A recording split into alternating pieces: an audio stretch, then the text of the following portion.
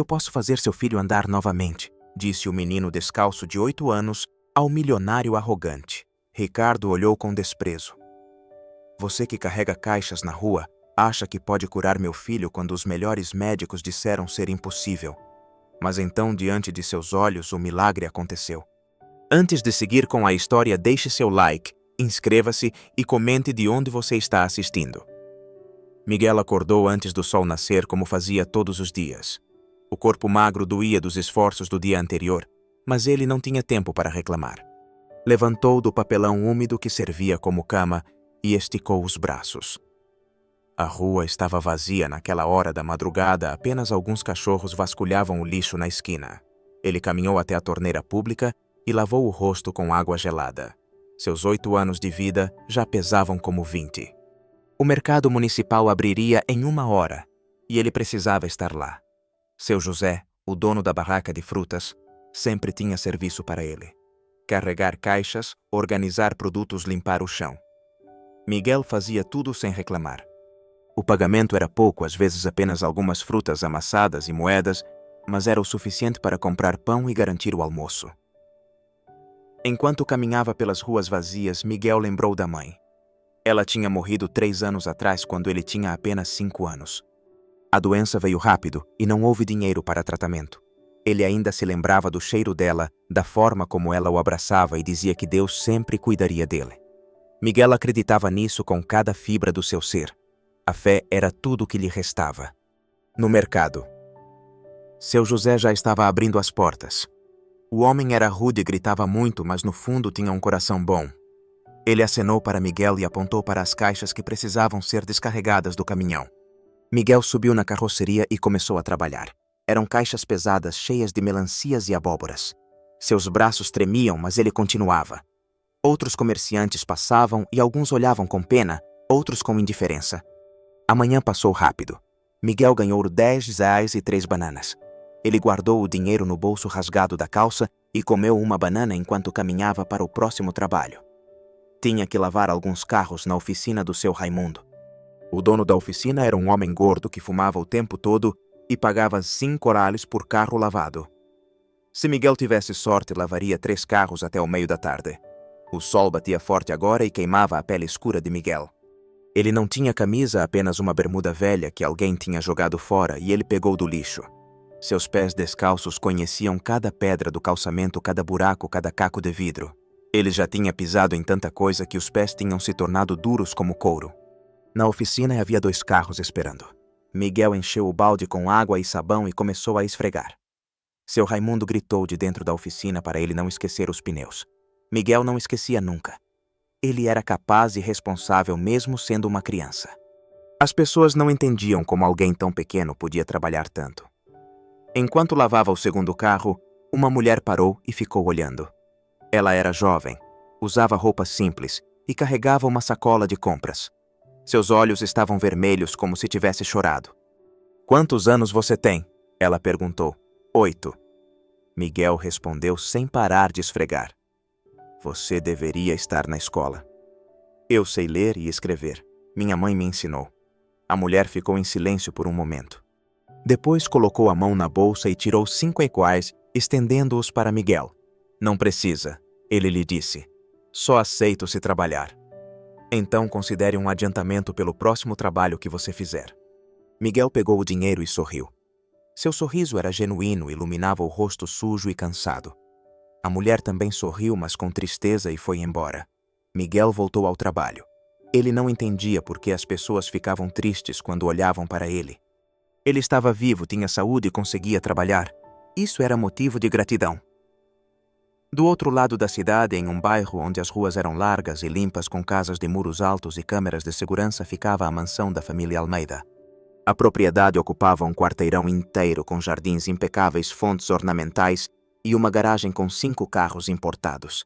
Ali o silêncio era diferente. Não era o silêncio da paz, mas o silêncio do vazio. Daniel Almeida tinha 7 anos e nunca tinha corrido na vida. Nasceu com uma condição degenerativa rara que afetava seus músculos e nervos. Os médicos disseram aos pais que ele nunca andaria.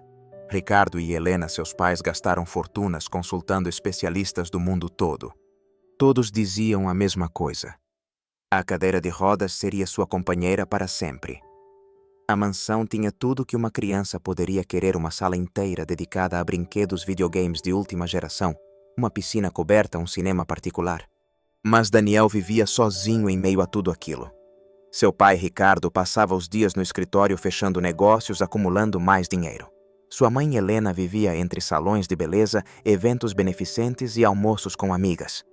Eles amavam o filho, ou diziam que amavam, mas não sabiam como demonstrar. A presença deles em casa era rara e breve. Quem realmente cuidava de Daniel era Dona Marta, a enfermeira particular.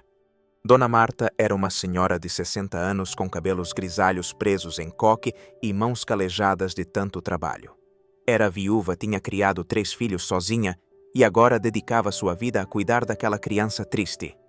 Dona Marta via em Daniel não um paciente, mas um menino que precisava de amor.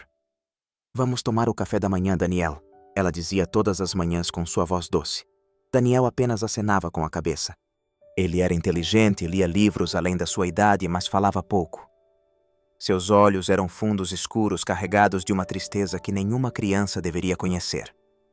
Dona Marta empurrava a cadeira de rodas até a cozinha, onde Dona Beatriz, a cozinheira, já tinha preparado um café da manhã completo. Frutas frescas, pães, sucos naturais, tudo perfeito. Mas Daniel comia sem vontade. "Não está com fome, meu anjo?" Dona Beatriz perguntava sempre. "Não muito", Daniel respondia baixinho. Dona Beatriz e Dona Marta trocavam olhares preocupados. Aquele menino estava definhando não de doença física, mas de solidão. Depois do café, Dona Marta levava Daniel para a fisioterapia caseira. Havia uma sala equipada com aparelhos modernos. Ela o ajudava com os exercícios que os médicos recomendavam, mas Daniel fazia tudo mecanicamente sem interesse. "Você está indo bem", Dona Marta encorajava. "Para quê?" Daniel perguntava. "Eu nunca vou andar mesmo." "Não fale assim. Nunca perca a esperança." Mas Daniel já tinha perdido. Ele via os pais de relance sempre apressados, sempre com coisas mais importantes para fazer. Helena entrava no quarto dele uma vez por dia, beijava sua testa, perguntava se ele precisava de algo e saía antes que ele pudesse responder. Ricardo às vezes aparecia. À noite sentava na beira da cama, ficava em silêncio por alguns minutos e depois ia embora. Eles não sabiam conversar com o filho, não sabiam como alcançá-lo. Os outros funcionários da casa também sentiam pena de Daniel. Joana, a empregada principal. Uma mulher negra de 40 anos, sempre fazia comentários enquanto limpava a casa. Seu Paulo, o caseiro, um homem magro e alto de 50 anos, cuidava dos jardins e sempre acenava para Daniel quando o via na janela. Seu Jorge, o motorista, um senhor de 65 anos que trabalhava para a família há décadas, levava Daniel para as consultas médicas e tentava conversar no caminho, mas o menino respondia com monossílabos. Ricardo Almeida era conhecido no mundo dos negócios como o implacável. Ele construiu um império do zero, ou assim dizia. Na verdade, herdou uma pequena empresa do pai e a transformou em um conglomerado. Mas isso tinha custado tudo: casamentos de negócios, traições calculadas, decisões cruéis. Sua secretária Lúcia, que trabalhava com ele há 15 anos, o via como uma máquina. Ricardo nunca demonstrava emoção. Nunca sorria. Nunca chorava. Nunca hesitava. Helena veio de uma família tradicional. Casou com Ricardo por conveniência. Ele precisava da respeitabilidade que o sobrenome dela trazia, e ela precisava do dinheiro dele. Quando Daniel nasceu com a condição degenerativa, algo nela se quebrou. Ela não conseguia lidar com a imperfeição, então fugiu para o mundo das aparências, onde tudo parecia perfeito mesmo que não fosse. Dr. Cardoso era o médico principal de Daniel, um homem de 50 anos considerado um dos melhores neurologistas pediátricos do país. Ele já tinha tratado Daniel desde bebê e se tornou quase parte da família. Dr. Cardoso era honesto até demais. Ele dizia a verdade nua e crua mesmo quando doía. E a verdade era que Daniel nunca andaria. A ciência não podia fazer nada além de manter seu conforto. Naquela manhã específica, Ricardo tinha marcado mais uma consulta com o Dr. Cardoso. Era uma avaliação de rotina, nada demais. Seu Jorge preparou o carro, uma Mercedes preta com o interior de couro bege. Dona Marta preparou Daniel vestindo-o com roupas caras que pareciam desconfortáveis. Helena não foi. Tinha um compromisso no salão. O trajeto até o consultório levava 40 minutos. Daniela olhava pela janela vendo a cidade passar, casas, prédios, pessoas apressadas. Tudo parecia cinza para ele. Seu Jorge tentava conversar. Belo dia hoje não é, Daniel? Aham. Vai fazer calor à tarde. Ah. Ricardo estava no banco da frente mexendo no celular enviando e-mails. Ele mal notava a presença do filho. Então, quando estavam passando por uma área comercial movimentada, o carro começou a fazer um barulho estranho. Seu Jorge parou no acostamento. O que foi? Ricardo perguntou irritado. Não sei, senhor, vou verificar. Seu Jorge desceu e abriu o capô. Fumaça saía do motor. Ele resmungou alguma coisa e pegou o celular para ligar para o mecânico. Ricardo suspirou impaciente. Daniela aproveitou para olhar pela janela. Eles estavam parados em frente ao mercado municipal. Havia movimento de pessoas comerciantes gritando ofertas, clientes pechinchando. E então Daniel viu Miguel. O menino estava carregando uma caixa enorme de frutas maior que ele próprio. Seus braços tremiam com o peso, mas ele continuava andando. Daniel ficou hipnotizado, nunca tinha visto uma criança trabalhando daquele jeito. Miguel colocou a caixa no chão, limpou o suor da testa e sorriu. Seu sorriso era diferente de qualquer coisa que Daniel já tinha visto. Era puro. Pai, Daniel chamou. O quê? Ricardo respondeu sem tirar os olhos do celular. Aquele menino. Que menino ali carregando caixas? Ricardo olhou rapidamente e voltou ao celular. E daí ele tem minha idade. É um menino de rua. Volta para o seu lado. Mas Daniel não voltou. Ele continuou olhando. Miguel agora estava conversando com seu José, que lhe entregava algumas moedas. O menino de rua guardou o dinheiro e acenou em agradecimento.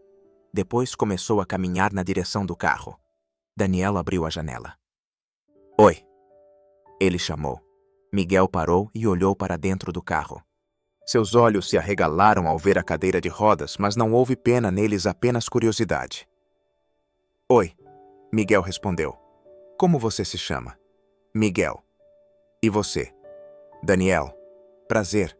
Você trabalha aqui? Trabalho em vários lugares. Aqui na oficina às vezes lavo carros. Quantos anos você tem? 8.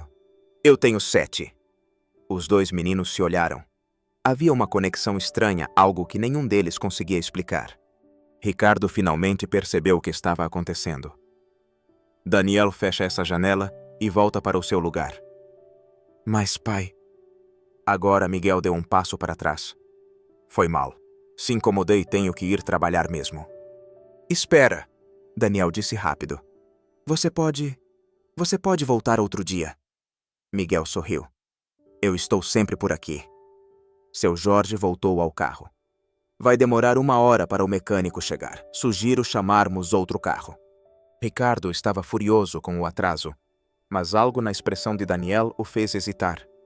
O menino estava olhando para aquele garoto de rua com um interesse que ele não via no filho há meses, talvez anos. Tudo bem, Ricardo disse. Vamos esperar aqui. Daniel sorriu pela primeira vez em muito tempo. Miguel acenou e voltou ao trabalho. Durante aquela hora, Daniel não tirou os olhos dele. Via Miguel carregar caixas, ajudar os comerciantes, conversar com as pessoas. Ele trabalhava sem parar, mas mantinha aquele sorriso no rosto. Como era possível? Quando o mecânico finalmente chegou e consertou o carro, já era tarde para a consulta. Ricardo remarcou, e eles voltaram para casa. Mas durante todo o caminho, Daniel ficou em silêncio, perdido em pensamentos. À noite, quando Dona Marta foi colocá-lo na cama, ele finalmente falou. Dona Marta, existe um menino que trabalha no mercado municipal. Existem muitos, meu anjo. Mas esse é diferente. Ele sorri. Sorrir é bom, mas ele carrega caixas pesadas e tem minha idade. Como ele consegue sorrir? Dona Marta sentou na beira da cama. Algumas pessoas encontram força onde a gente menos espera. Algumas pessoas têm uma luz dentro delas que não apaga, não importa o que aconteça. Eu queria ter essa luz. Você tem Daniel, você só precisa encontrá-la. Naquela noite, Daniel sonhou que corria. Sonhou que brincava no jardim, que subia em árvores, que jogava bola. E no sonho, Miguel estava lá correndo ao lado dele. Quando acordou, o travesseiro estava molhado de lágrimas. Nos dias seguintes, Daniel não parava de falar sobre Miguel. Ele implorava para voltar ao mercado municipal. Helena achava aquilo ridículo. Você quer ir ver um menino de rua? Isso é absurdo. Mas eu quero conhecer ele melhor. Não, isso não é apropriado. Daniel insistiu tanto que começou a recusar comida. Dona Marta ficou preocupada. Ela conversou com Ricardo quando ele chegou do trabalho tarde da noite. Senhor Ricardo, preciso falar com o senhor sobre Daniel. Ele está doente. Não fisicamente, mas ele não come, não dorme bem. Fica falando sobre um menino que conheceu o garoto de rua. Sim, eu sei que parece estranho, mas Daniel está interessado em algo pela primeira vez em anos. Talvez valha a pena explorar isso. Ricardo ficou pensativo. Ele era um homem pragmático, não acreditava em sentimentalismo, mas era também um homem de negócios e reconhecia quando algo tinha valor. Se aquele menino de rua podia trazer alguma alegria para Daniel, talvez valesse investir nisso. Está bem, ele disse. Vou mandar seu Jorge buscar o garoto. Buscar. Dona Marta apareceu surpresa. Sim, se Daniel quer conhecer ele, então vamos trazê-lo aqui. O senhor tem certeza? E a senhora Helena? Eu cuido da Helena. No dia seguinte, seu Jorge foi até o mercado municipal. Ele encontrou Miguel carregando sacos de batata. O motorista se aproximou. Você é Miguel? Miguel olhou desconfiado. Quem quer saber? Trabalho para a família de um menino que você conheceu outro dia. Daniel, ele quer ver você. Me ver por quê? Não sei, mas o pai dele mandou eu te buscar. Miguel hesitou. Ele tinha ouvido histórias sobre crianças de rua que desapareciam, mas alguma coisa naquele homem velho parecia confiável. Onde? Na casa deles é uma mansão do outro lado da cidade. Eu não posso ir assim sujo. Não importa. Vamos. Miguel subiu no carro ainda desconfiado. Seu Jorge dirigiu em silêncio. O menino olhava pela janela vendo a cidade mudar. As ruas ficaram mais limpas, as casas maiores, as pessoas diferentes. Quando chegaram à mansão, Miguel não conseguiu acreditar. Alguém mora aqui. A família Almeida. Seu Jorge respondeu. Eles passaram pelo portão eletrônico. O jardim era imenso, cheio de flores e árvores perfeitamente cortadas. Seu Paulo estava regando as plantas e acenou. Miguel saiu do carro ainda incrédulo. A casa era maior que o mercado municipal inteiro. Dona Marta esperava na porta. Quando viu Miguel, seu coração apertou. O menino estava descalço, sujo, com roupas rasgadas, mas seus olhos eram brilhantes e cheios de vida. Você é Miguel? Sim, senhora. Daniel está te esperando, venha. Ela o levou para dentro. Miguel nunca tinha visto tanta riqueza. Móveis caros, quadros nas paredes, lustres de cristal. Joana estava limpando a sala e parou para olhar. Seu Paulo entrou por outra porta e também ficou observando. Todos estavam curiosos sobre aquele menino de rua que Ricardo Almeida tinha mandado buscar. Daniel estava na sala de jogos em sua cadeira de rodas, mexendo num videogame sem interesse. Quando Miguel entrou, seus olhos se iluminaram. Você veio.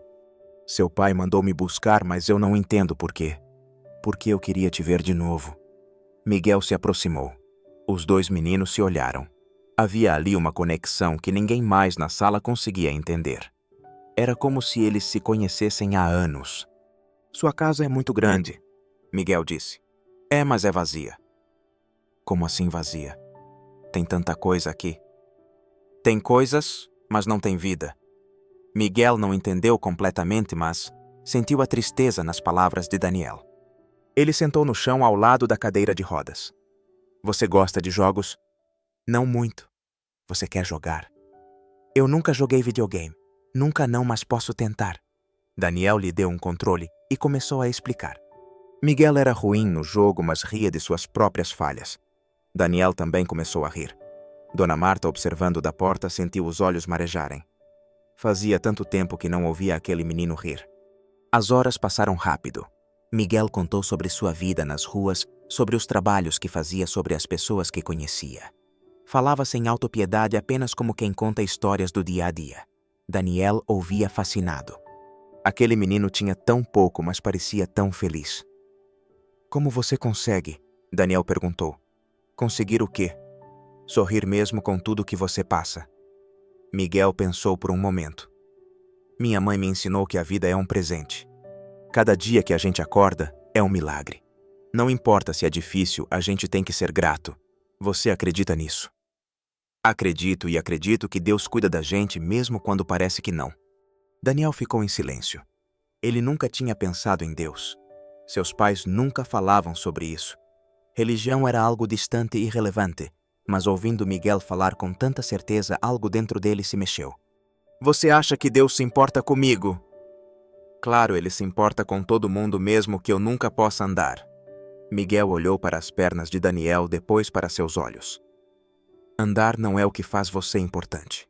Você é importante porque existe. Ninguém nunca tinha dito algo assim para Daniel. As palavras ficaram ecoando em sua mente.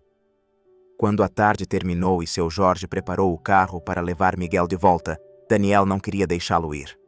Você pode voltar amanhã. Eu tenho que trabalhar. Então, depois do trabalho, Miguel olhou para Dona Marta, que assentiu. Pode vir quando quiser, querido. Então eu volto, Miguel prometeu. E voltou no dia seguinte e no outro, sempre depois do trabalho sujo e cansado, mas sempre sorrindo. Ele e Daniel desenvolveram uma amizade estranha, mas genuína. Miguel contava suas aventuras nas ruas. Daniel lia livros para Miguel. Eles jogavam, conversavam, riam. Os funcionários da casa começaram a se acostumar com a presença de Miguel. Dona Beatriz sempre preparava comida extra para ele. Joana lavava suas roupas quando ele deixava. Seu Paulo lhe mostrava o jardim e ensinava sobre as plantas. Todos percebiam o efeito que aquele menino tinha em Daniel.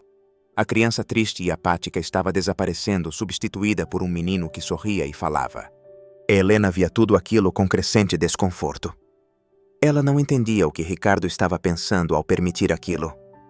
Um menino de rua em sua casa brincando com seu filho era inadequado, perigoso, vergonhoso. Mas quando tentava falar com Ricardo sobre isso, ele a interrompia. Daniel está feliz pela primeira vez em anos. Não vou tirar isso dele. Mas Ricardo, pense no que as pessoas vão dizer. Que se danem as pessoas. Helena não desistiu. Ela conversava com suas amigas sobre a situação procurando apoio. A maioria concordava que aquilo era estranho. Uma delas, Patrícia, uma mulher arrogante que vivia de fofoca, foi mais direta. Você precisa acabar com isso antes que vire um escândalo. Imagine se a imprensa descobre. Eu sei, mas Ricardo não me escuta. Então você precisa encontrar outra forma. Foi Patrícia quem sugeriu contratar uma assistente social. Faça parecer uma preocupação legítima com o bem-estar de Daniel. Diga que quer ter certeza de que essa situação é saudável. Helena gostou da ideia. Ela contratou a doutora Fernanda, uma assistente social conhecida por ser rigorosa e presa a protocolos. Fernanda tinha 50 anos, usava óculos grossos e sempre carregava uma pasta cheia de papéis.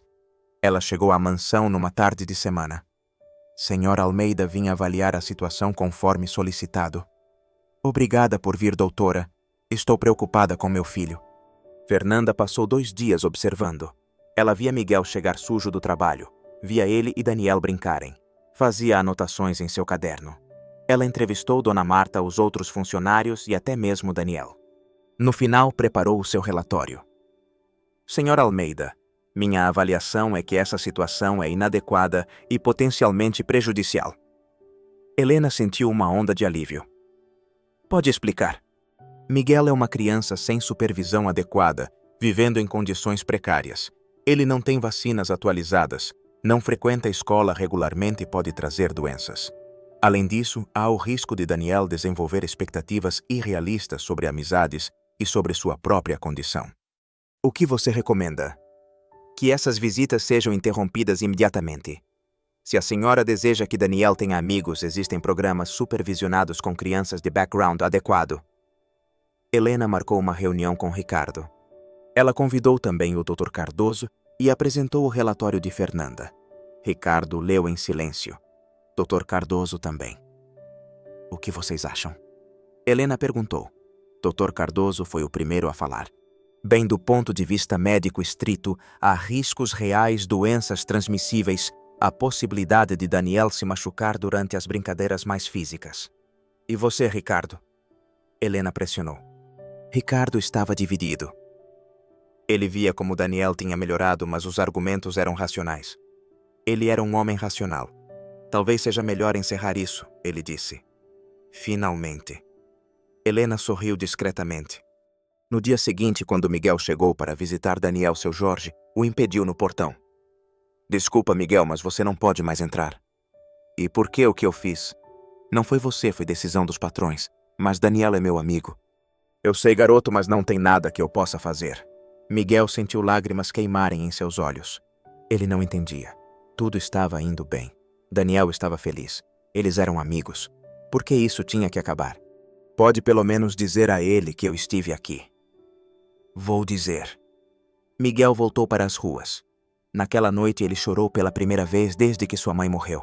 Não pelo trabalho duro, não pela fome, não pelo frio, mas por perder o amigo. Dentro da mansão, Daniel também chorou.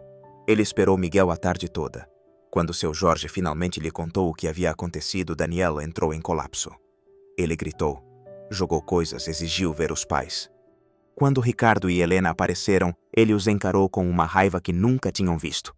Por que vocês fizeram isso? Foi pelo seu bem, Helena disse. Pelo meu bem. Ele era meu único amigo. Você terá outros amigos. Eu não quero outros amigos. Eu quero o Miguel. Daniel, acalme-se. Ricardo tentou. Não. Vocês não se importam comigo. Vocês nunca se importaram. Ricardo tentou se aproximar, mas Daniel virou a cadeira e foi para o quarto. Trancou a porta. Dona Marta tentou entrar, mas ele não deixou. Naquela noite, Daniel não jantou, não falou com ninguém. Apenas ficou olhando pela janela esperando ver Miguel aparecer. Os dias seguintes foram terríveis. Daniel parou de comer completamente. Não fazia fisioterapia. Não brincava, não lia, apenas ficava na cadeira olhando para o nada. Dona Marta estava desesperada. Senhora Helena, o menino está definhando. Ele vai superar. Não vai. Ele precisa de Miguel. Aquele menino era um problema. O problema são os senhores que não enxergam o próprio filho. Helena ficou chocada com o atrevimento de Dona Marta. Como você ousa? Eu ouso porque alguém precisa dizer a verdade. Vocês têm tudo, mas dão nada. Aquele menino de rua deu mais amor ao Daniel em algumas semanas do que vocês em anos. Dona Marta saiu batendo a porta. Ela estava tremendo. Sabia que provavelmente seria demitida, mas não se importava. Alguém precisava defender Daniel. Enquanto isso, nas ruas, seu Paulo tinha saído para procurar Miguel. Ele o encontrou dormindo numa marquise tentando se proteger da chuva que começava a cair. Miguel, acorda. O menino abriu os olhos assustado. Quando viu seu Paulo, relaxou um pouco. Seu Paulo, o que faz aqui? Vim falar com você. É sobre Daniel. Miguel sentou. Como ele está? Mal. Não come, não fala. Está doente de tristeza. Eu queria vê-lo, mas não me deixam. Eu sei, e quero que você saiba que não é culpa sua. Os patrões é que são tolos. Pode dizer a ele que eu estou orando por ele. Orando, sim, minha mãe me ensinou. Quando a gente não pode fazer nada, a gente ora. Deus sempre ouve. Seu Paulo assentiu. Ele não era muito religioso, mas havia algo naquele menino que o fazia acreditar. Vou dizer. A situação em casa piorou. Daniel teve uma crise na terceira semana. Seu corpo, já fraco pela condição degenerativa, piorou com a falta de alimentação. Dr. Cardoso foi chamado às pressas. Ele examinou Daniel e seu rosto ficou grave. Ele está criticamente fraco. Se não comer logo, teremos que hospitalizá-lo e alimentá-lo por sonda. Helena entrou em pânico. Pela primeira vez, ela percebeu a gravidade da situação. Daniel, por favor, você precisa comer. Eu quero ver Miguel. Daniel disse com voz fraca. Não podemos trazer ele. Então eu não vou comer. Daniel, você vai morrer. Não me importo.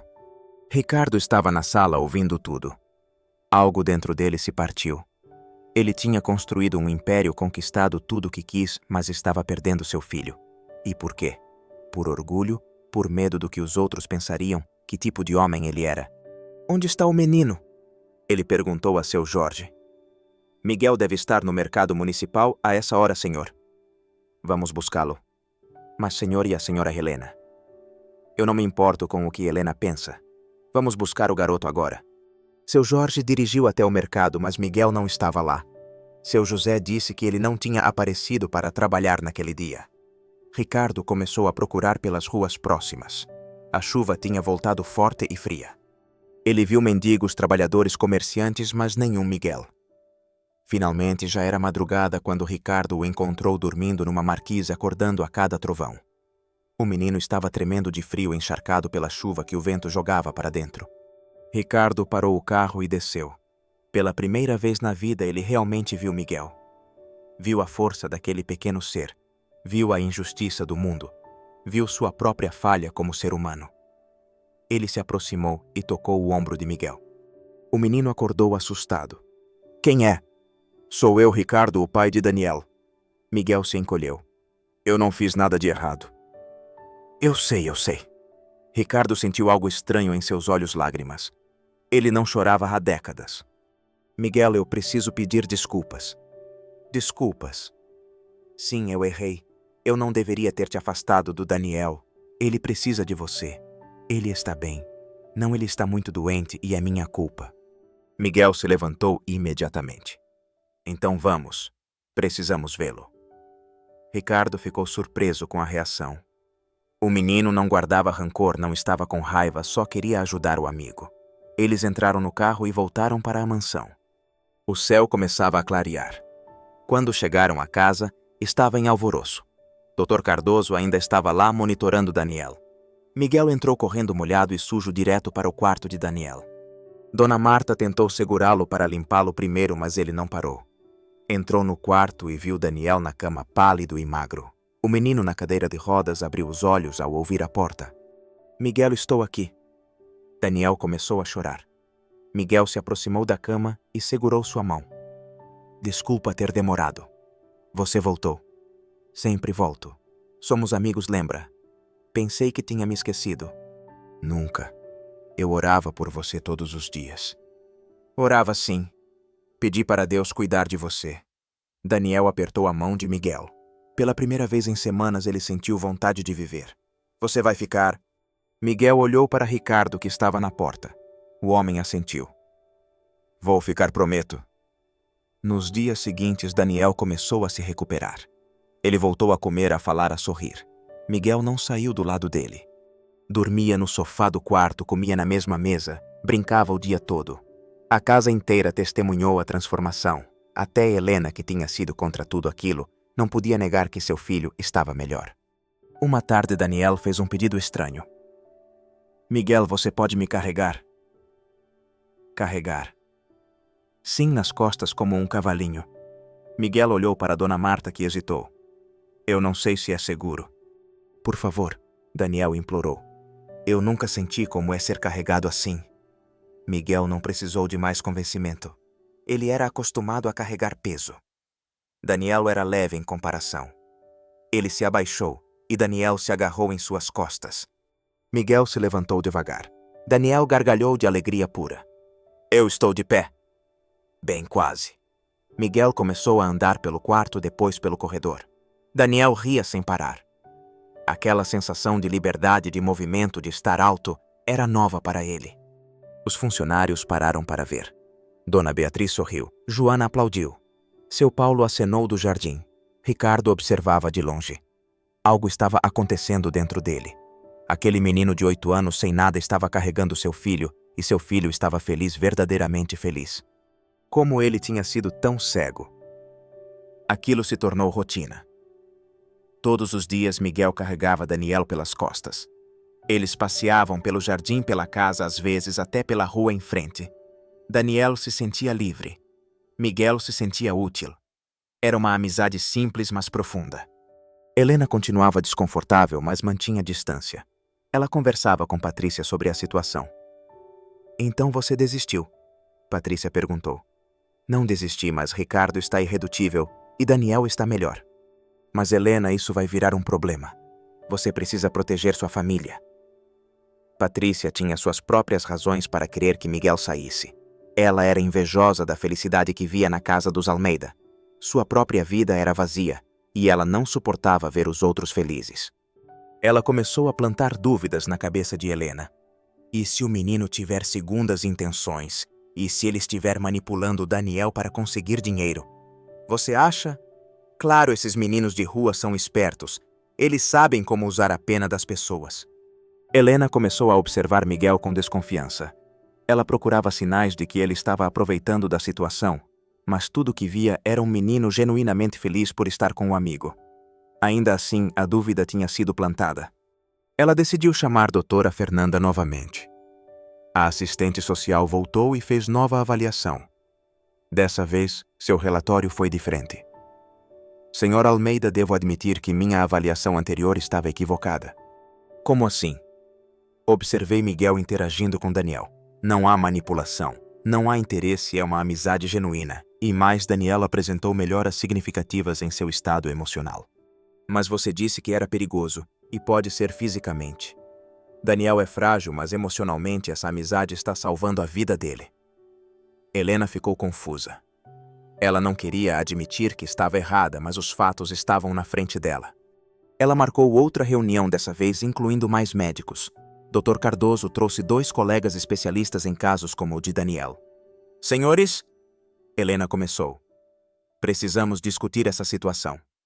Daniel está sendo carregado nas costas por outro menino todos os dias. Isso é seguro. Os médicos trocaram olhares. Dr. Cardoso falou primeiro. Do ponto de vista médico estrito, há riscos. Daniel pode se machucar se cair, então devemos proibir. Mas um dos outros médicos interveio. Há também benefícios.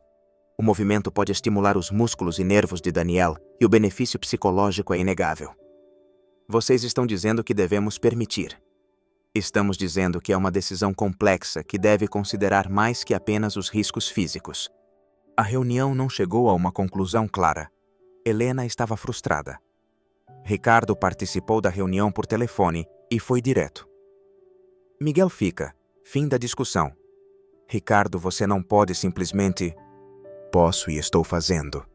Daniel é meu filho também, e pela primeira vez desde que ele nasceu, eu o vejo feliz. Não vou tirar isso dele de novo. Helena desligou o telefone com raiva, mas no fundo ela sabia que Ricardo estava certo.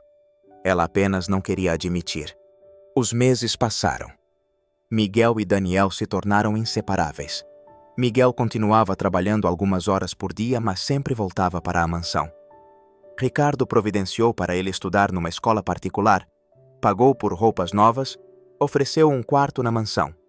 Mas Miguel recusou morar lá. Eu preciso manter meus pés no chão, ele explicou. Se eu morar aqui, vou esquecer de onde vim.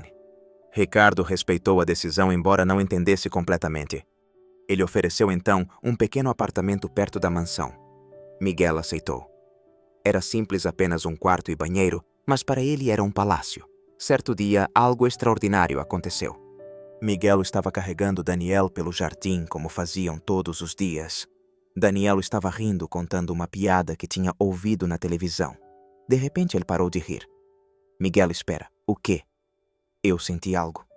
Sentiu o quê? Meus dedos do pé. Eles mexeram. Miguel parou imediatamente. Tem certeza? Acho que sim. Me coloca no chão. Miguel o colocou na grama. Daniel olhou para seus pés. Ele se concentrou tentando mover os dedos novamente, e eles se mexeram apenas um pouco, quase imperceptível, mas se mexeram. Dona Marta! Miguel gritou. Venha rápido! Dona Marta veio correndo pensando que algo tinha acontecido. O que foi? Meus dedos mexeram, Daniel disse emocionado. Isso é impossível. Dona Marta murmurou, mas ela viu. Viu os dedos de Daniel se moverem levemente, mas definitivamente. Precisamos chamar Dr. Cardoso. O médico chegou em 1 hora. Ele examinou Daniel cuidadosamente. Testou os reflexos, a sensibilidade e a mobilidade. Seu rosto mostrava incredulidade. Isso não faz sentido, ele disse. O que não faz sentido? Ricardo perguntou. Ele tinha vindo do trabalho assim que soube. Daniel tem movimento nos dedos dos pés. Leve, mas está lá. Mas você disse que ele nunca teria movimento e, segundo todos os exames, ele não deveria ter. Sua condição é degenerativa. Ela não regride nunca, mas está regredindo. Miguel disse simplesmente. Dr. Cardoso olhou para o menino de rua. Parece que sim. Helena foi chamada. Quando chegou e soube da notícia, ela não acreditou. Isso é impossível. É o que eu disse, Dr. Cardoso confirmou. Mas está acontecendo. Então o que fazemos? Continuamos observando e orando. Se vocês acreditam nisso, Miguel sorriu.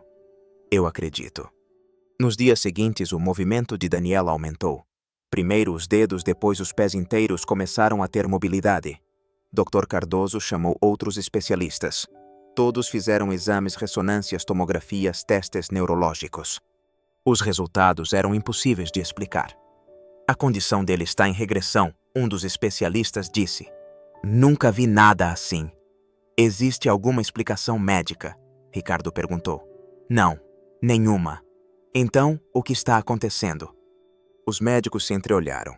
Ninguém queria dizer em voz alta o que estavam pensando. Finalmente, uma médica mais jovem falou. Às vezes acontecem coisas que a ciência não consegue explicar. Alguns chamam de milagres, outros de anomalias estatísticas, mas o nome não importa. O fato é que Daniel está melhorando.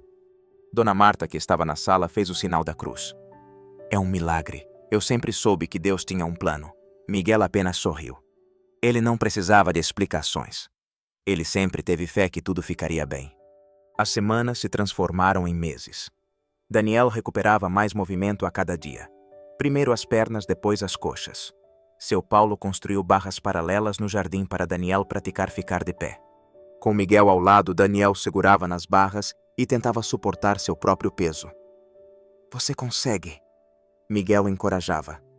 Só mais um pouco. Daniel tremia com o esforço, mas conseguia ficar de pé por alguns segundos depois, 1 minuto depois, 5 minutos. Seu corpo estava reaprendendo o que nunca tinha aprendido antes. A comunidade médica começou a tomar conhecimento do caso. Dr. Cardoso documentou tudo meticulosamente. Ele publicou artigos em revistas especializadas.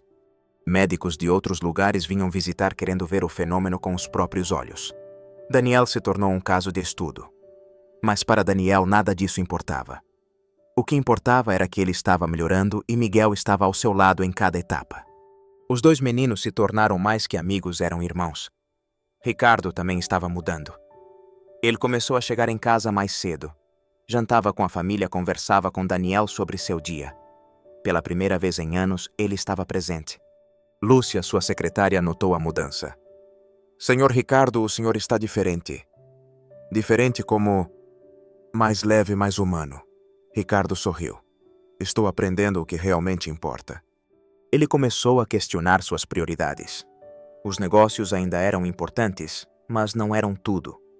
Ele recusou alguns contratos que exigiriam tempo demais longe da família. Alguns colegas comentaram que ele estava ficando fraco.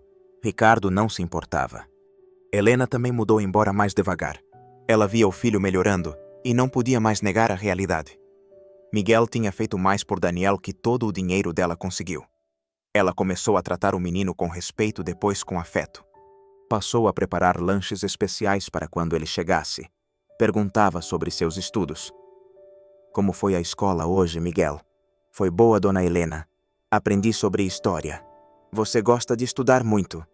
Minha mãe sempre quis que eu estudasse. Ela dizia que o estudo abre portas. Sua mãe era uma mulher sábia. Miguel sorriu. Era sim. Helena sentiu algo que não sentia há anos, com paixão genuína. Aquele menino tinha perdido tudo, mas mantinha a esperança. Ela tinha tudo, mas tinha perdido a si mesma. Quem estava realmente em desvantagem? Os funcionários da casa também tinham suas próprias histórias. Joana tinha um filho da idade de Miguel que morava com a avó no interior. Ela não o via há anos, porque não tinha dinheiro para viajar. Ver Miguel a fazia lembrar do próprio filho. Uma noite ela contou isso para ele. Eu tenho um menino da sua idade. Tem onde ele está. Longe daqui. Eu trabalho para mandar dinheiro para ele. Você deve sentir saudade. Muita. Então por que não vai visitá-lo? Não tenho como.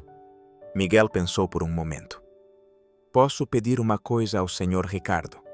No dia seguinte, Miguel pediu a Ricardo. Senhor Ricardo, a Joana precisa visitar o filho dela. O senhor pode dar uns dias de folga para ela? Ricardo nunca tinha pensado nisso. Joana trabalhava tanto que ele assumia que ela não tinha família. Claro. Quantos dias ela precisa? Não sei. Vou perguntar. Ricardo não apenas deu folga para Joana, mas pagou a viagem. A empregada chorou de gratidão. Quando ela voltou 2 semanas depois, estava transformada. Seu filho viria morar com ela. Ricardo providenciou um apartamento maior para ela. Esse foi apenas o começo. Miguel começou a pedir outras coisas. Seu Paulo precisava de óculos novos, mas não tinha dinheiro. Miguel pediu, e Ricardo providenciou. Dona Beatriz queria fazer um curso de confeitaria. Miguel pediu, e Ricardo pagou. Um por um, os funcionários da casa foram beneficiados pela presença de Miguel. Não porque ele pedia para si, mas porque ele via as necessidades dos outros. Ricardo percebeu algo. Aquele menino de 8 anos tinha mais compaixão no dedo mínimo do que ele tinha no corpo inteiro. Como ele tinha se tornado tão frio quando tinha parado de ver as pessoas. Uma noite, Ricardo teve uma longa conversa com Miguel. Eles estavam sozinhos na biblioteca, uma sala enorme cheia de livros que ninguém lia. Miguel, posso te fazer uma pergunta? Claro, senhor Ricardo. Como você faz? Fazer o quê? Se importar com as pessoas, ver as necessidades delas. Eu tenho tudo e não vejo nada. Você não tem nada e vê tudo. Miguel pensou por um momento. Minha mãe me ensinou que todo mundo está lutando uma batalha que a gente não conhece. Então a gente tem que ser gentil sempre. Eu não sou gentil, mas pode ser. Nunca é tarde. Ricardo sentiu lágrimas queimarem. Eu construí um império, mas perdi minha alma no processo. Então está na hora de reconstruir sua alma. As palavras de Miguel ecoaram em Ricardo por dias. Ele começou a fazer mudanças reais. Revisou contratos para serem mais justos com os funcionários de suas empresas. Criou programas de apoio doou para instituições não por marketing, mas por genuína vontade de fazer a diferença. Seus colegas empresários pensaram que ele tinha enlouquecido, mas Ricardo não se importava. Pela primeira vez na vida, ele estava dormindo em paz. 3 meses depois do primeiro movimento dos dedos, veio o dia que todos esperavam. Daniel estava nas barras paralelas com Miguel ao lado. Ele tinha conseguido dar alguns passos apoiado, mas sempre com suporte. Naquele dia, ele olhou para Miguel. Eu vou tentar sem as barras. Tem certeza? Sim. Segura minha mão. Miguel segurou a mão de Daniel. O menino soltou as barras.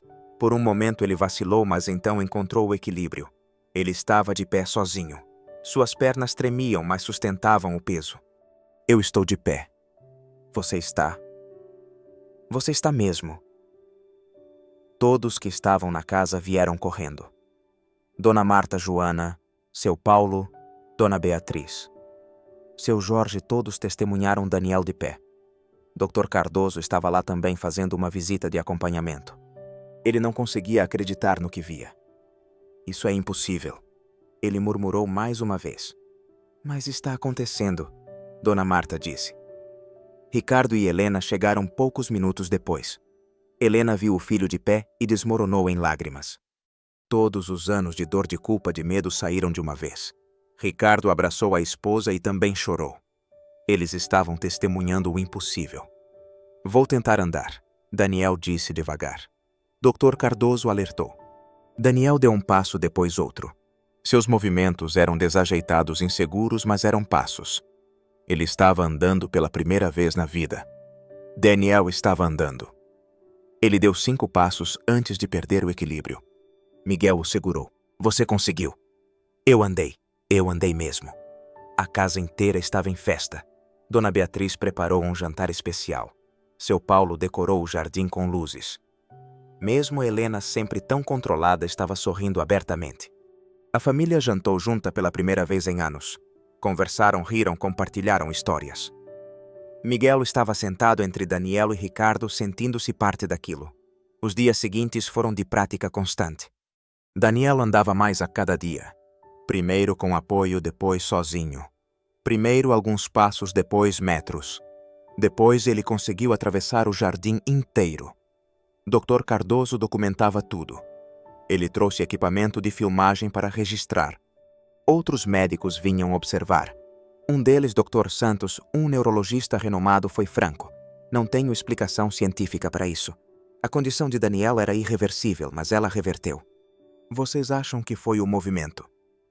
Ser carregado por Miguel estimulou algo. Ricardo perguntou. Pode ter contribuído, mas não explica tudo. Já vi pacientes com fisioterapia intensiva que não melhoraram. Isso é outra coisa. O que então? Dr. Santos hesitou. Alguns diriam que foi milagre. Eu sou cientista, não uso essa palavra facilmente, mas não tenho outra. A história começou a vazar para a mídia. Um jornalista chamado Fernando Ramos estava investigando casos médicos incomuns e ouviu falar de Daniel. Ele apareceu na mansão pedindo entrevista. Senhor Almeida gostaria de contar a história do seu filho. Não tenho interesse em publicidade, Ricardo respondeu. Não é sobre publicidade, é sobre esperança. Existem milhares de famílias com crianças em situações similares. Sua história pode dar esperança a elas. Ricardo conversou com Helena sobre isso. Ela estava relutante e sempre preocupada com a privacidade. Mas Daniel surpreendentemente quis falar. Eu quero contar, pai. Se isso pode ajudar alguém, eu quero. A entrevista foi publicada num jornal respeitado. Era uma matéria longa, detalhada com fotos de Daniel nas barras paralelas. Daniel dando seus primeiros passos, Daniel e Miguel juntos. A manchete dizia apenas, o menino que voltou a andar. A matéria causou comoção. Famílias de todo o país começaram a entrar em contato. Algumas queriam saber detalhes médicos, outras queriam apenas compartilhar suas próprias histórias. Ricardo e Helena ficaram sobrecarregados com a atenção, mas viram que Fernando estava certo. A história estava dando esperança. Uma família em particular chamou atenção. Os Costa tinham uma filha de 10 anos, Mariana, com paralisia cerebral. Eles leram a matéria e viajaram do interior para conhecer Daniel. Quando chegaram à mansão, estavam desesperados por respostas. Como vocês conseguiram o que fizeram? A mãe de Mariana perguntou. Helena não sabia o que dizer. Ricardo também não. Foi Miguel quem respondeu. A gente teve fé e muito amor. Só isso e nunca desistimos. A família Costa passou o dia na mansão. Daniel e Mariana se tornaram amigos imediatamente. Miguel brincou com ela, fez ela rir. Quando foram embora, os pais de Mariana estavam diferentes. Não tinham respostas concretas, mas tinham algo mais valioso. Tinham esperança renovada. Esse encontro deu uma ideia a Ricardo. Helena, e se criássemos uma fundação? Fundação, sim. Para ajudar famílias como a dos Costa. Pagar tratamentos, terapias, dar suporte. Helena gostou da ideia. Podemos fazer isso. Vamos fazer em nome de Miguel. Ele foi quem começou tudo isso. Quando Ricardo contou a Miguel sobre a fundação, o menino ficou emocionado. Vocês vão mesmo fazer isso? Sim, por causa de você. Mas eu não fiz nada. Você fez tudo. A Fundação Miguel foi criada 3 meses depois. Começou pequena, mas cresceu rápido. Ricardo dedicou parte significativa de sua fortuna a ela. Helena se tornou diretora executiva, finalmente encontrando propósito em sua vida. A fundação ajudava crianças de rua, crianças doentes, famílias carentes, providenciava tratamento médico, educação, moradia. Miguel estava no centro de tudo, não como líder, mas como inspiração. Ele visitava as crianças que a fundação ajudava, conversava com elas, brincava, compartilhava sua história. Algumas melhoravam fisicamente, outras não, mas todas melhoravam emocionalmente. Miguel tinha o dom de trazer luz onde havia escuridão. Daniel continuou melhorando. 6 meses depois dos primeiros passos, ele estava correndo, não rápido, mas correndo. Dr. Cardoso apresentou o caso em conferências médicas internacionais. O caso de Daniel se tornou um dos mais bem documentados exemplos de regressão inexplicável de condição degenerativa. Cientistas ofereceram teorias. Alguns falavam sobre neuroplasticidade, sobre como o cérebro pode se reorganizar. Outros sobre remissão espontânea. Outros ainda sobre efeito placebo amplificado, mas nenhuma teoria explicava completamente o que aconteceu. Dr. Cardoso foi honesto em suas apresentações. Não sabemos por que Daniel melhorou. Temos teorias, mas nenhuma conclusiva. O que sabemos é que ele melhorou, e isso por si só é extraordinário. Houve céticos, claro. Alguns acusaram a família de fraude, dizendo que o diagnóstico original estava errado. Dr. Cardoso respondeu com pilhas de documentação, exames, vídeos, testemunhos de múltiplos especialistas. O diagnóstico estava correto. A melhora era real e era inexplicável. A vida continuou. Daniel voltou a estudar agora em uma escola regular. Miguel estudava na mesma escola, embora em série diferente. Os 2 meninos se viam todos os dias. Almoçavam juntos, brincavam no recreio, faziam lição de casa juntos. As outras crianças sabiam da história deles e os tratavam com uma mistura de respeito e curiosidade. Alguns tentavam se aproximar de Miguel por interesse, pensando que ele tinha acesso à riqueza da família Almeida. Miguel rapidamente identificava essas pessoas e se afastava. Ele fez novos amigos genuínos, crianças que gostavam dele por quem ele era. Daniel também fez amigos. Pela primeira vez na vida ele tinha vida social. Ia a festas de aniversário, participava de atividades esportivas adaptadas, tinha amigos dormindo em casa. Ricardo e Helena viam tudo isso com gratidão misturada com culpa. Eles tinham roubado anos da infância do filho por não saberem como lidar com sua condição, mas estavam tentando compensar. Agora o relacionamento de Ricardo e Helena também melhorou. Eles começaram terapia de casal, algo que nunca teriam considerado antes. Aprenderam a conversar, a se ouvir, a se apoiar. O casamento deles tinha sido de conveniência, mas estava se transformando em algo real. Uma noite, Helena teve uma conversa difícil com Daniel. Filho, eu preciso pedir desculpas. Por que mãe? Por não ter sido a mãe que você merecia, por ter me preocupado mais com aparências do que com você. Daniel segurou a mão dela. Você está aqui agora. É o que importa. Eu desperdicei tanto tempo. Não pense nisso. Pense no que vamos fazer daqui para a frente. Helena abraçou o filho e chorou. Eram lágrimas de arrependimento, mas também de esperança. Não era tarde demais. Eles ainda tinham um futuro juntos. Os funcionários da casa também prosperaram. Joana foi promovida a governanta principal e seu filho veio morar com ela. Ele e Miguel se tornaram amigos. Seu Paulo recebeu aumento e começou um pequeno negócio de jardinagem aos fins de semana. Dona Beatriz fez seu curso de confeitaria e passou a fazer bolos incríveis que a família apreciava. Seu Jorge finalmente se aposentou, mas continuou visitando a mansão regularmente porque considerava todos ali sua família. Uma nova motorista, Clara, foi contratada. Ela era jovem e cheia de energia e rapidamente se encaixou. Dona Marta continuou sendo a enfermeira de Daniel, embora ele precisasse cada vez menos de cuidados médicos. Ela se tornou mais como uma avó para ele e para Miguel. Os dois meninos a amavam profundamente. Nas noites frias ela fazia chocolate quente e contava histórias de quando era jovem. Eram momentos simples, mas preciosos. Um dia, 2 anos após o primeiro encontro entre Miguel e Daniel, a família organizou uma festa. Não era aniversário de ninguém, não era feriado. Era apenas uma celebração da vida. Todos foram convidados, os funcionários, suas famílias, as crianças que a fundação ajudava, médicos que acompanharam Daniel e até Fernando Ramos, o jornalista. O jardim estava decorado com balões e faixas. Dona Beatriz preparou um banquete. Havia música, danças, jogos. Daniel e Miguel corriam pelo jardim com outras crianças rindo e brincando. Ver Daniel correndo era surreal para quem lembrava de como ele era. Dr. Cardoso estava lá com sua esposa. Ele observava Daniel e balançava a cabeça em admiração. Eu trabalho com medicina há 30 anos. Vi muitas coisas, mas nunca vi nada assim. É especial mesmo. Ricardo concordou. Ele estava ao lado do médico, os dois observando as crianças. Você mudou muito, Ricardo. Mudei, sim. Quando conheci você anos atrás, você era frio calculista. Agora você é diferente. Aprendi o que realmente importa. Foi Miguel quem te ensinou. Foi aquele menino. Tem apenas 10 anos, mas tem mais sabedoria que qualquer adulto que conheço. Eles observaram Miguel ajudando uma criança menor a alcançar um brinquedo.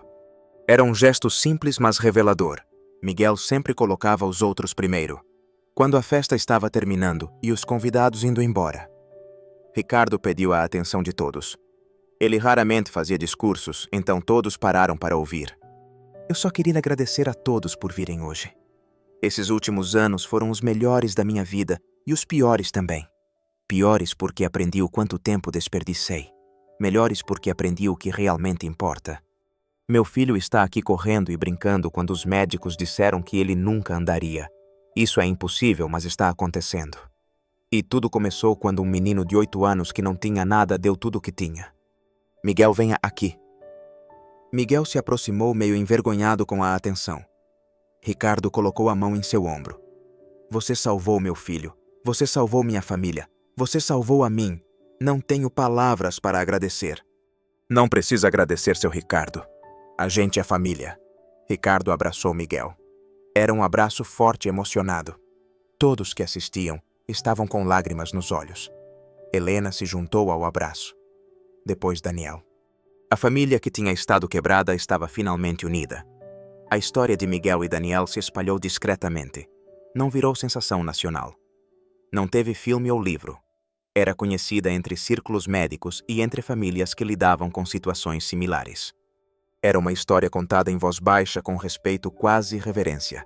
Algumas pessoas acreditavam que foi milagre, outras que foi coincidência médica extraordinária, outras ainda que foi o poder do amor e da amizade. Mas todos concordavam em uma coisa: algo impossível tinha acontecido. Miguel nunca buscou crédito ou fama. Ele continuou sendo apenas Miguel. Estudava, ajudava na fundação, passava tempo com Daniel. Sua humildade permanecia intacta. Quando jornalistas tentavam entrevistá-lo, ele recusava educadamente. "Eu não fiz nada de especial", ele dizia sempre. "Apenas fui amigo do Daniel." Daniel crescia forte e saudável. Os médicos continuavam monitorando, mas sua condição estava completamente estabilizada. Ele não era mais degenerativa. Alguns dos sintomas nunca desapareceram completamente. Ele tinha dias em que sentia fraqueza, dias em que precisava de descanso extra, mas ele andava, corria, vivia. Isso era mais do que qualquer um tinha esperado. A Fundação Miguel se expandiu. Abriu escritórios em outras cidades, ajudou milhares de crianças.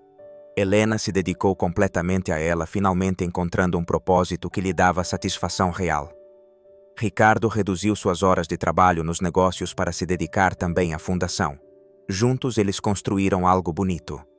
Dona Marta envelheceu graciosamente. Ela tinha agora 65 anos e pensava em aposentadoria, mas não conseguia imaginar deixar aquela família. Daniel e Miguel a convenceram a ficar prometendo cuidar dela quando ela precisasse. Ela aceitou emocionada. Os anos passaram. Miguel e Daniel entraram na adolescência. Continuaram próximos, embora cada um desenvolvesse seus próprios interesses.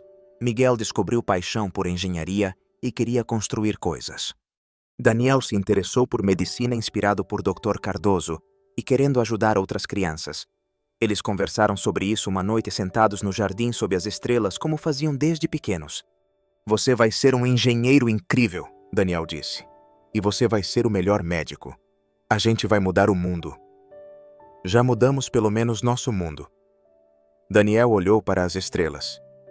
"Você acredita que foi milagre o que aconteceu comigo?" Miguel pensou antes de responder. "Eu acredito que coisas impossíveis acontecem quando a gente não desiste. Se você chama isso de milagre, tudo bem. Eu chamo de fé." "Fé em quê?" "Em que as coisas vão ficar bem, em que a gente não está sozinho, em que existe algo maior que a gente." "Sua mãe te ensinou isso?" "Sim, e ela estava certa." Eles ficaram em silêncio por um momento, apenas apreciando a noite. Depois Daniel falou novamente. "Eu nunca disse isso direito, mas obrigado por tudo. A gente é irmão, não precisa agradecer." E era verdade. Eles eram irmãos não de sangue, mas de escolha, unidos por uma amizade que tinha desafiado todas as probabilidades e transformado 2 vidas, 2 famílias e, no fim, centenas de outras vidas através da fundação. Ricardo e Helena também tiveram sua conversa naquela noite no quarto deles. Eles estavam casados há 15 anos, mas apenas nos últimos 3 tinham realmente se conectado. "Você se arrepende?" Helena perguntou. "De quê?" "De tudo. Do jeito que vivemos antes do que perdemos." Ricardo pensou. "Eu me arrependo do tempo que desperdicei, mas não me arrependo de onde chegamos. Tudo o que passamos nos trouxe aqui." "Você acha que Daniel teria melhorado de qualquer jeito?" "Não sei, e não importa mais. O que importa é que ele melhorou e que aprendemos a ser família de verdade." Helena se aninhou no ombro do marido. "Eu te amo. Acho que é a primeira vez que digo isso e realmente sinto." "Eu também te amo." Eles dormiram em paz naquela noite, coisa rara nos anos anteriores. A fundação continuou crescendo. Um dos programas que Helena criou era especialmente importante para ela conectar crianças de rua com famílias voluntárias. Não era adoção formal, mas mentoria, apoio, presença. Cada criança merecia ter alguém que se importasse, assim como Miguel tinha encontrado a família Almeida. Centenas de crianças foram ajudadas por esse programa. Algumas encontraram lares permanentes, outras encontraram apenas amigos e mentores, mas todas encontraram esperança. A fundação também abriu escolas em áreas carentes, clínicas médicas gratuitas, centros comunitários. Miguel estava no centro de tudo, não como diretor ou gerente, mas como inspiração e às vezes voluntário. Ele visitava as instalações da fundação, conversava com as crianças, compartilhava sua história. Ele nunca se colocava como exemplo ou herói, apenas como alguém que entendeu que trabalho duro e fé podem levar longe. Um dia, uma menina de 9 anos chamada Júlia chegou à fundação. Ela era órfã, vivia nas ruas há 2 anos. Era desconfiada. Agressiva, não aceitava ajuda. Os assistentes sociais não sabiam como alcançá-la. Miguel se ofereceu para tentar. Ele se aproximou de Júlia com respeito, sem pena, sem condescendência. Oi, eu sou Miguel. E daí? Só queria conversar. Não preciso de conversa. Tudo bem, posso sentar aqui do lado. Júlia deu de ombros. Miguel sentou no chão ao lado dela. Ficaram em silêncio por um tempo. Finalmente, Júlia falou. Por que você está aqui? Porque eu já estive onde você está. Não esteve não. Você mora numa mansão agora. Agora sim, mas quando tinha sua idade dormia na rua, trabalhava carregando caixas, não tinha nada. Júlia olhou para ele avaliando se era verdade. Como você saiu de lá? Encontrei amigos, pessoas que se importaram e nunca perdi a esperança. Esperança não enche barriga. Não, mas te mantém vivo quando a barriga está vazia. Eles conversaram por horas. Miguel não prometeu nada impossível. Não disse que tudo seria fácil, mas ofereceu algo real, amizade, apoio, chance de recomeçar. Júlia resistiu por semanas, mas eventualmente aceitou ajuda. Ela foi para uma casa de acolhimento que a fundação mantinha, começou a estudar, fez terapia. Não foi fácil, mas ela melhorou. Anos depois, Júlia se tornaria advogada especializada em direitos da criança. Ela sempre dizia que foi Miguel quem salvou sua vida. Mas Miguel sempre respondia, você salvou sua própria vida. Eu só mostrei o caminho. Dr. Cardoso continuou acompanhando Daniel até ele completar 18 anos. No último exame, o médico tinha lágrimas nos olhos. Eu nunca pensei que veria este dia. Você está completamente saudável, Daniel. Graças a você, doutor. Não fui eu. Foi algo maior. Você não acredita em milagres. Eu não acreditava, mas você me fez reconsiderar. Dr. Cardoso se aposentou 1 ano depois. Ele tinha dedicado 40 anos à medicina e salvado inúmeras vidas, mas sempre dizia que o caso de Daniel foi o mais importante de sua carreira, não porque ele fez algo especial, mas porque aprendeu humildade. Aprendeu que a medicina tem limites e que às vezes o impossível acontece. Ricardo finalmente desmontou completamente sua empresa original.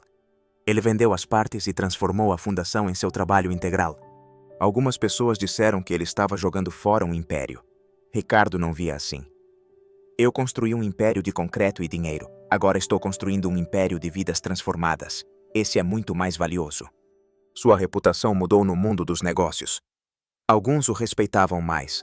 Outros pensavam que ele tinha enfraquecido. Ricardo não se importava. Ele dormia em paz, coisa que nunca conseguiu quando estava acumulando riqueza. Helena se tornou referência nacional em trabalho social. Ela dava palestras, escrevia artigos, influenciava políticas públicas. A mulher que tinha sido vazia e superficial se transformou em força de mudança. Ela nunca esqueceu de onde veio, da vergonha que sentia da própria futilidade. Isso a mantinha motivada. Seu Paulo e Dona Beatriz eventualmente se casaram. Foi uma surpresa para todos, mas também fez todo sentido. Eles tinham trabalhado juntos por anos, desenvolvido afeto profundo. O casamento foi simples na mansão, com toda a família Almeida presente. Miguel e Daniel foram padrinhos. Foi um dia de alegria pura. Joana viu seu filho Rafael crescer e se formar em administração. Ele começou a trabalhar na fundação, ajudando com a parte administrativa. Joana chorava de orgulho vendo o filho se desenvolver. Ela nunca se esqueceu que foi Miguel quem possibilitou isso ao pedir a Ricardo que a ajudasse.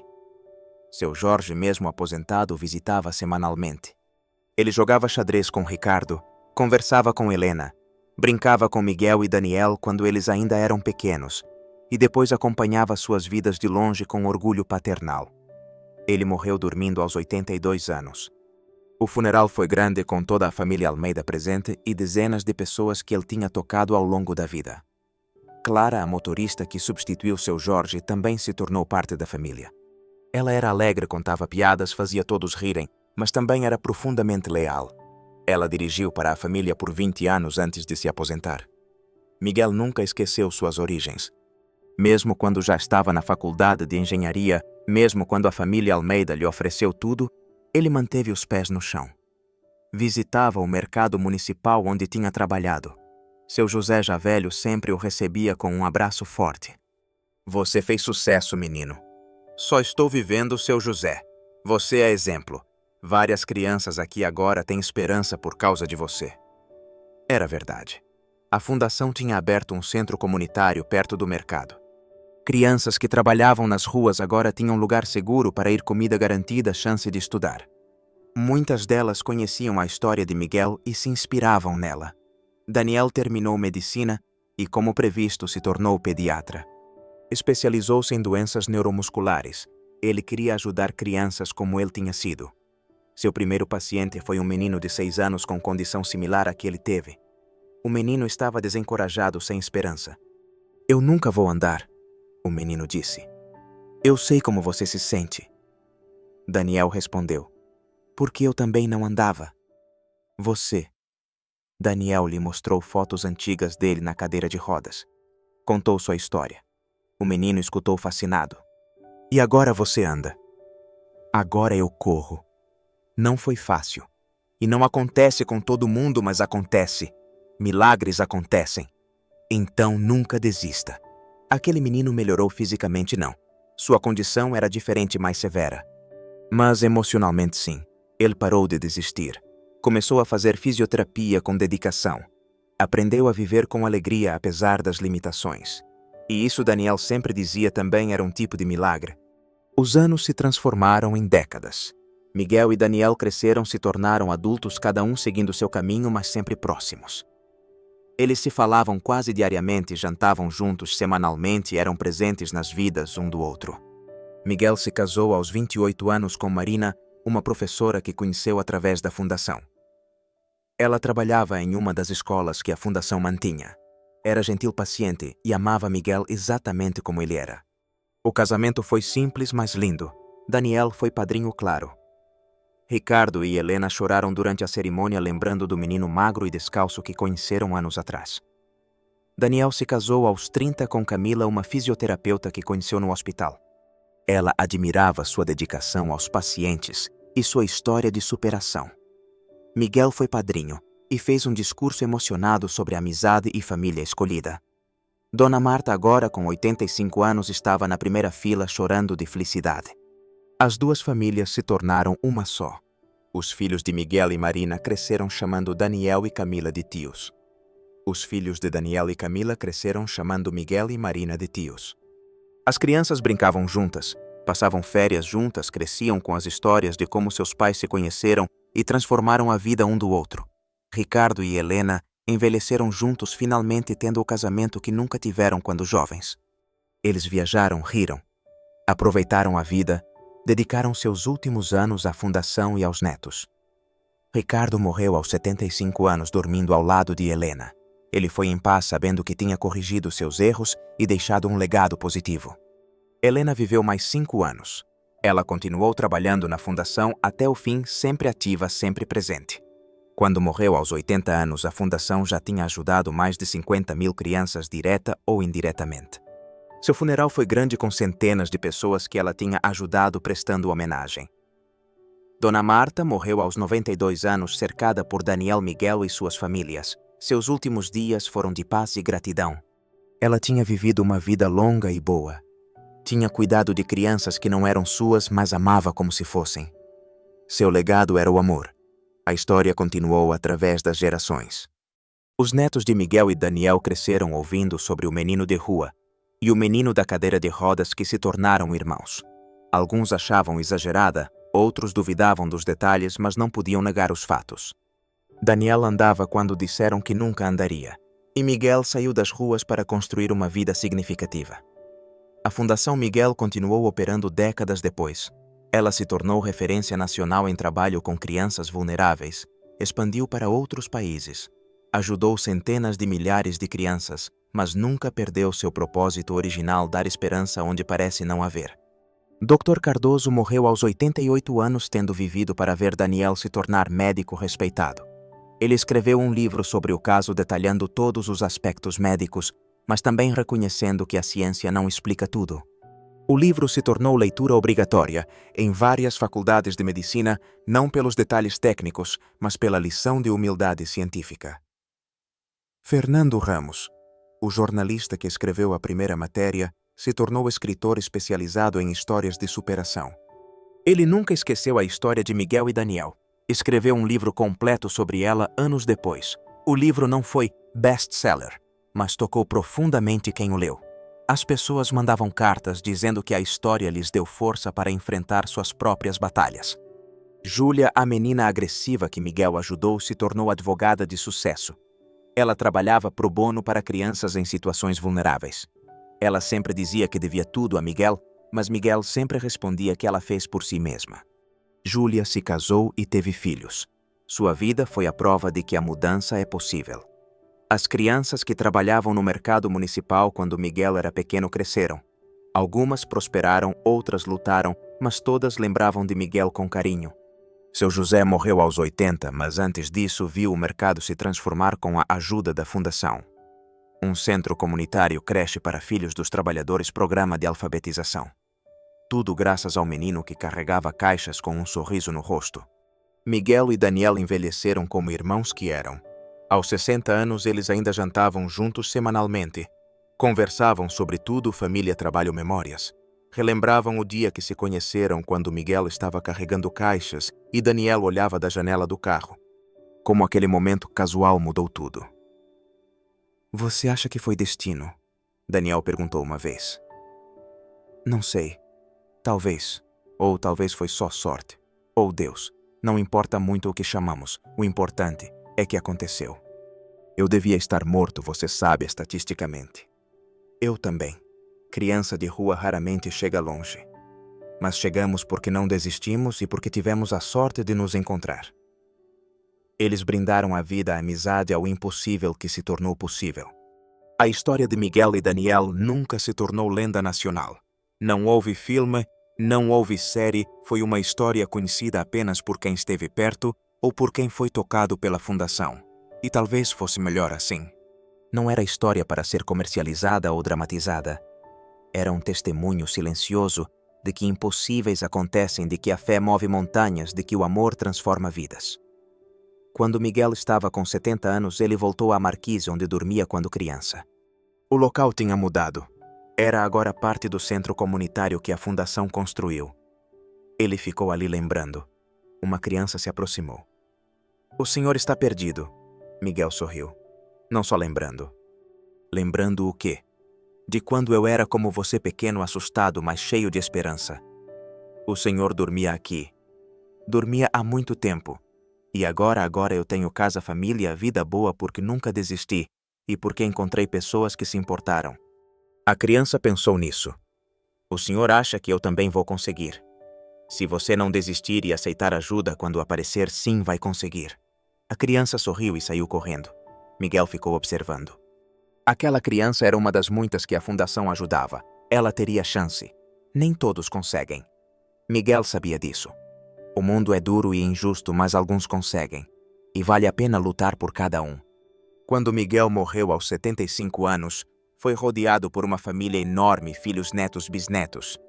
Daniel estava segurando sua mão. As últimas palavras de Miguel foram simples. Valeu a pena. Daniel chorou. Chorou pelo irmão que perdeu, mas também de gratidão pela vida que tiveram juntos. Miguel tinha saído das ruas, construído uma família, ajudado milhares. Tinha vivido uma vida com propósito e significado. Tinha provado que a origem não determina o destino. O funeral foi grande. Pessoas de todos os cantos vieram prestar homenagem. Crianças que Miguel ajudou, agora adultos bem-sucedidos. Famílias que a fundação apoiou, médicos que estudaram o caso de Daniel, funcionários da fundação, todos com histórias de como Miguel tocou suas vidas. Daniel fez o discurso principal. Sua voz tremia, mas era clara. Miguel foi meu irmão, meu amigo, meu salvador. Ele não tinha nada, mas deu tudo. Ele trabalhou duro toda a vida, mas sempre teve tempo para quem precisava. Ele provou que milagres acontecem, não apenas o milagre de eu ter voltado a andar, mas o milagre diário de escolher a bondade em um mundo duro. Ele viveu com fé e morreu em paz. Esse é o maior legado que alguém pode deixar. Daniel viveu mais 10 anos depois de Miguel. Ele continuou trabalhando como médico, continuou liderando a fundação, continuou contando a história. Quando morreu aos 86 anos, também foi em paz sabendo que tinha honrado o irmão e continuado o trabalho. A Fundação Miguel existe até hoje, gerações depois. É dirigida por bisnetos de Miguel e Daniel jovens que nunca conheceram os fundadores pessoalmente, mas cresceram com as histórias. A fundação continua ajudando crianças vulneráveis, continua dando esperança, continua provando que a mudança é possível.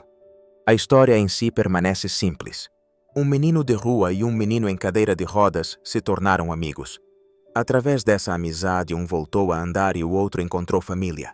Juntos transformaram não apenas suas vidas, mas as de milhares de outros. Não houve mágica, não houve fórmula secreta, houve apenas fé, trabalho duro, amor genuíno e recusa em desistir. Alguns ainda debatem se foi milagre médico ou fenômeno inexplicável. Alguns atribuem a Deus, outros ao acaso, outros ainda à força da vontade humana. A verdade provavelmente está em algum lugar entre tudo isso. O que ninguém pode negar é que aconteceu algo extraordinário, algo que desafiou expectativas e mudou vidas. A marquise onde Miguel dormia é hoje uma placa comemorativa. O mercado municipal tem uma pequena estátua de um menino carregando caixas em homenagem. A mansão da família Almeida é agora a sede da fundação aberta para crianças que precisam de ajuda. Daniel quis assim transformando o lugar que foi vazio em um lugar cheio de vida e esperança. As histórias continuam sendo contadas. Avós contam para netos, professores, para alunos, assistentes sociais, para crianças vulneráveis. Cada versão é um pouco diferente. Alguns detalhes mudam, mas o núcleo permanece. Impossíveis acontecem quando você não desiste, quando aceita ajuda, quando mantém a fé. No fim, a história de Miguel e Daniel não é sobre milagre médico, embora isso tenha acontecido. Não é sobre riqueza e pobreza, embora isso tenha sido parte. É sobre conexão humana. Sobre como uma amizade simples pode mudar tudo. Sobre como pequenos atos de bondade se multiplicam em ondas que alcançam lugares e pessoas que você nunca saberá. É uma história que nos lembra que cada pessoa tem valor independente de origem ou circunstância, que crianças carregando caixas nas ruas são tão importantes quanto crianças em mansões, que todos merecem chance, amor e esperança. Que quando estendemos a mão para ajudar alguém, não sabemos até onde o impacto vai alcançar. E talvez, só talvez, é a história que nos lembra que existe algo maior que nós mesmos, algo que conecta tudo. Algo que faz o impossível se tornar possível quando menos esperamos. Alguns chamam de Deus, outros de destino, outros de sorte. O nome não importa tanto quanto a verdade fundamental. Não estamos sozinhos e milagres pequenos e grandes acontecem todos os dias para quem tem olhos para ver.